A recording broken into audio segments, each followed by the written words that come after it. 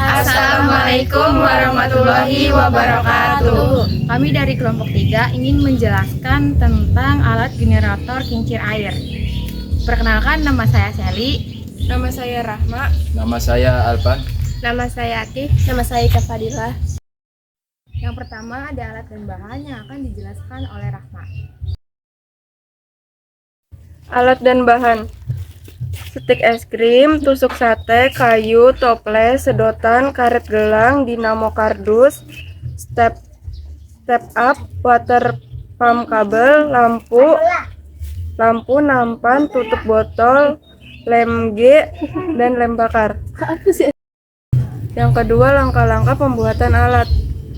1. Siapkan bahan. 2. Potong pulpen bekas sebesar stik es krim. 3. Potong stik es krim menjadi beberapa bagian kecil dan beberapa bagian yang panjang. 4. Lalu rekatkan potongan stik es krim menggunakan lem tembak. 5. Setelah itu beri lem tembak pada potongan pulpen dan rekatkan stik es krim yang sudah dirakit tadi menjadi baling-baling kincir air. 6. Beri lubang pada bagian depan pada bawah kaleng dan belakang pada atas kaleng. 7. Setelah itu masukkan selang kecil pada bolongan bagian bawah dan selang yang panjang pada bagian atas dan rekatkan menggunakan lem tembak. 8. Kemudian potong kembali stik es krim menjadi beberapa bagian yang sedang dan panjang, lalu rekatkan dengan lem tembak. 9. Setelah itu rekatkan semua kerangka di atas menjadi seperti di bawah ini menggunakan lem tembak. 10. Lalu tutup bagian atas menggunakan stik es krim berukuran sedang. 11. Gabunglah baling-baling kincir air dengan sanggahan yang telah dibuat. Selanjutnya ada penggunaan alat yang dijelaskan oleh Atif. Penggunaan alat. Generator berfungsi mengubah energi kinetik dari turbin menjadi energi listrik dengan cara memanfaatkan putaran turbin tersebut. Jalur transmisi berfungsi mengalirkan arus listrik dari PLTA ke rumah-rumah atau industri. Pada prinsipnya, turbin memanfaatkan beda ketinggian dan jumlah debit air yang ada pada sungai, air terjun, dan saluran irigasi, di mana aliran air ini digunakan untuk memutar turbin yang kemudian turbin ini akan menggerakkan generator dan akan menghasilkan energi listrik. Salah satu manfaat kincir air yaitu dapat mengolah hasil pertanian. Kincir air tidak hanya sebatas digunakan untuk mengaliri sawah saja, tetapi juga mempermudah dan meringankan pekerjaan para petani. Kincir air bisa digunakan untuk menggiling padi, jagung, gandum, dan tebu. Setelah penggunaan alat, kemudian ada konsep fisika pada alat yang dijelaskan oleh Ika Fadilah dan Alpan. Yang kedua yaitu ada konsep fluida dinamis. Fluida merupakan suatu zat yang dapat mengalir. Zat cair dan zat merupakan jenis fluida karena kedua zat tersebut mempunyai sifat yang dapat mengalir.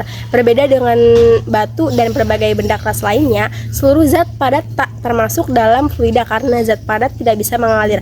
Fluida dinamis adalah fluida cair dan gas yang hanya bergerak secara ideal atau memiliki kecepatan konstan. Dengan kata lain, alirannya nggak mengalami perubahan terhadap waktu. Selain itu, alirannya juga nggak mengalami turbulen. Rumusnya yaitu Q sama dengan V per T kecil. Dan ada juga Q sama dengan A kali V. Ada juga Q1 sama dengan Q2. A1 dikali V1 sama dengan A2 dikali V2.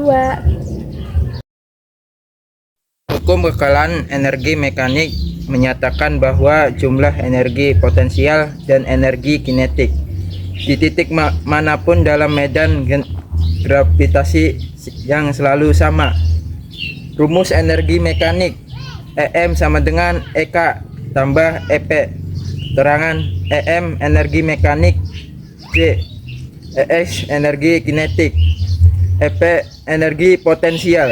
Kemudian selanjutnya ada kekurangan dan kelebihan yang akan dijelaskan oleh Sally. Selanjutnya ada kekurangan dan kelebihan alat. Yang pertama ada kekurangan alat. Tidak menghasilkan daya yang besar, karena komponennya kecil, maka membutuhkan tingkat ketelitian yang tinggi. Daya air adalah daya yang diberikan air terhadap sudu kincir atau daya yang tersedia pada air yang mengalir. Yang selanjutnya ada kelebihan alat. Keuntungan jenis kincir ini adalah konstruksi lebih sederhana, lebih ekonomis, dan lebih mudah untuk dipindahkan. Sedangkan kerugian dari jenis kincir ini ialah efisiensinya kecil dan daya yang dihasilkan relatif kecil. Air menjadi tenaga listrik. Sekian presentasi dari kelompok 3, kurang dan lebihnya kami mohon maaf. Wassalamualaikum warahmatullahi wabarakatuh.